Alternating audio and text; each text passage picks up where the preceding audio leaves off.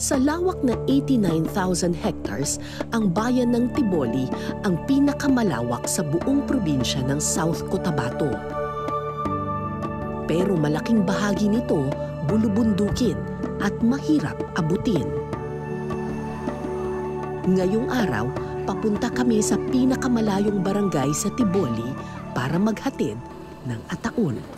Yung munisipyo dito, merong silang serbisyo para sa mga indigent na nagbibigay usually ng kabaong, ganyan. Pero dahil yung mga lugar dito masyadong malalayo, sila na rin yung naghahatid ng kabaong doon sa bundok. Libre ito? Oo, ma'am. Ah, libre. Mabigat ba yan? Bigat? Magaan po, ma'am. Ah, magaan lang, ha? Magaan Oh, sige, kuya, dali ka na. Magaan lang pala, parang gawa sa yero. Opo, gawa sa yero po. Ah, ganito na pala mga kabaong ngayon. Sila ang Team Horror, isang grupo ng mga embalsamador na ang trabaho maghatid ng serbisyo sa pinakamalalayong sityo. Si Joel Guindon ang leader ng grupo. Dating habal-habal driver na natutong mag-embalsamo. Siya ang kauna-unahang katutubong Tiboli na naging lisensyadong embalsamador. Nung bata pa ako, tinitingnan ko lang yung ginagawa ng mga embalsamador, yung dati na kasama doon. Nag-alalay-alalay din ako sa kanila. Yun, nahasa din ako na tinitingnan ko yung ginagawa nila. Kahit hindi ko alam, pero sinasabi ko, Pag-aralan mo? Pag-aralan ko kung kaya kasi kaawa-awa naman yung mga tribo namin sa bundok. Halos 4 na dekada nang nag-iembalsamo si Kuya Joel. Bomba! Dahil siya lang sa kanyang mga katribo ang marunong mag-embalsamo, araw-araw ang kanyang trabaho. Araw-araw kayong humahawak ng patay? Araw-araw yan, ma'am. Kasi ilan po ba ang siniservisyohan ninyo? 25 barangay. Ah, 25 Oh, na yung barangay. dito sa Tiboli Town, sa Tiboli. Tapos ikaw lang? Kulang isa. Ah, kaya araw-araw may kliyente Oh, ka? araw-araw yan. Papunta tayo ngayon dun sa Barangay Tudok. Yun na yung pinakahuling barangay dito sa Tiboli. Magdadala tayo ng 2 kabaong. Pero di ba 4 ang patay doon? Apo. Pero 2 kabaong lang dadalin muna ngayon kasi hindi dumating yung supplier. Bukas pa darating yung 2 pang kabaong. So bukas na lang dadalin yung pangalawa, 2. So yung 2, sa kama na lang muna sila. Apo. Ano lang po, kulambuan lang.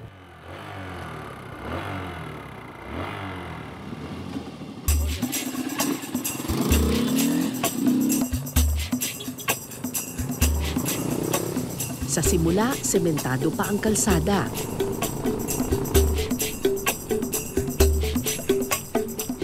Pero makalipas ang ilang minuto, hindi na patag ang daan.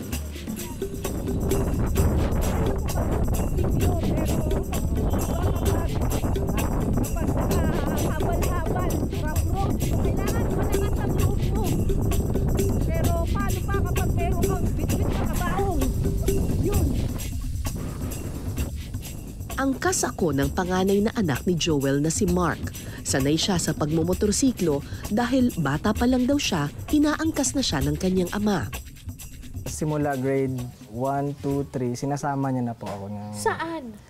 paghatid ng kabaong. Ako yung, kumbaga ako yung backup niya. Nakasakay sa tangke ng motor. Pero iba raw ang husay ng kanyang ama pagdating sa pagmamaneho. Kung mapapansin ninyo, si Kuya Joel pirmeng nakatindig dun sa kanyang motorsiklo. Hindi kasi siya pwedeng umupo dahil bumabangga yung kabaong sa kanyang likod. Halos kalahati nung upuan, sinasakop na nung kabaong. So kapag umupo si Kuya Joel, tatama yung kabaong dun sa likod niya, kikis-kis, tapos magkakasugat. Kaya titiisin na lang niya 2 oras na nakatayo sa motorsiklo.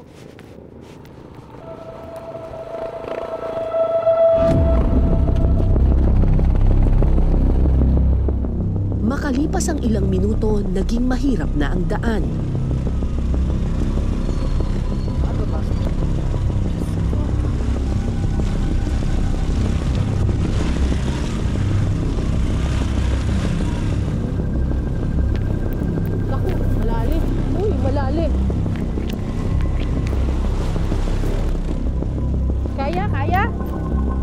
mga pagkakataong napapapikit na lang ako sa takot. Ito tayo, ma'am. Dito tayo?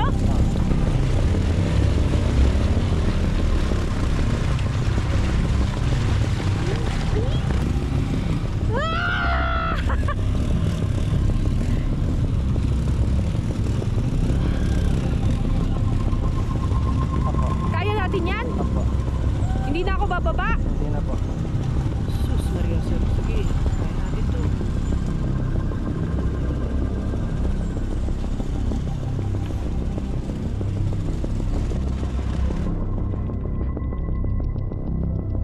Kailangan talaga i-trust mo lang talaga completely yung Skylab driver mo. Kasi talaga nakasalalay sa kanya yung buhay mo eh.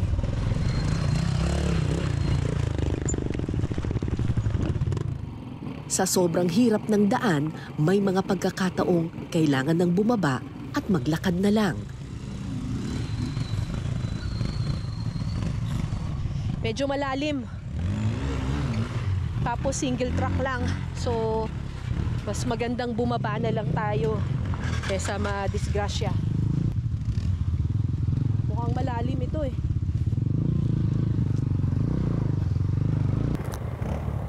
Aray, sus Maria Joseph, sorry. Kaya na dito?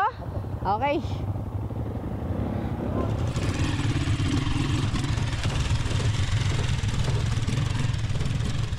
Maraming sityo sa Tiboli ang nabibilang sa tinatawag na GIDA o Geographically Isolated and Disadvantaged Areas, mga lugar na sa sobrang layo, hirap maabot ng serbisyo.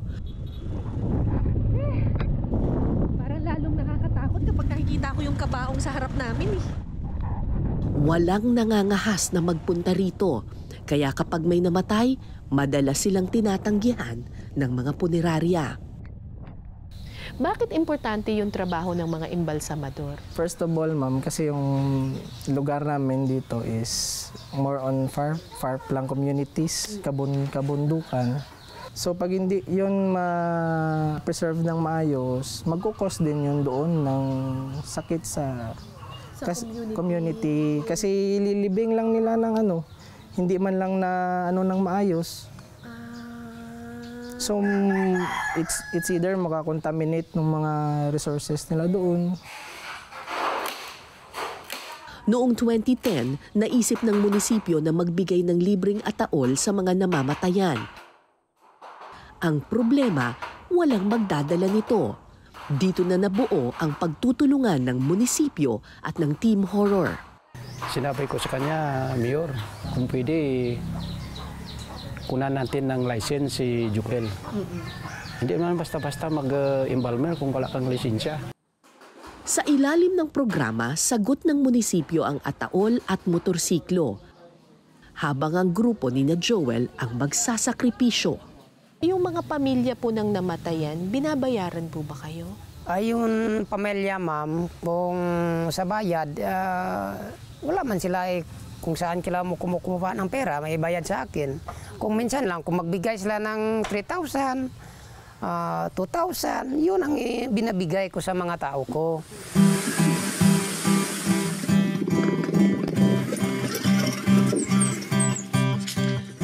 Sa loob ng 15 taon, nasuyod na ng Team Horror ang pinakamalalayong sityo ng Tiboli para magdala ng ataol.